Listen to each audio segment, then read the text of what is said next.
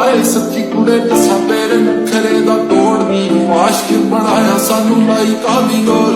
बुलियां ते हासा तेरा कुड़े मार जांदा है नी सानू दस जांदा गल लंबी चलू होर ओ गब्बरू नू बिल्लो केड़े टक्करां च पाया मैं सच्ची तेनू समा ला के रब ने बनाया निकादा सानू इश्क ते अपने तू लाया ओ नैना नाल सूड़ी ते गाड़े हो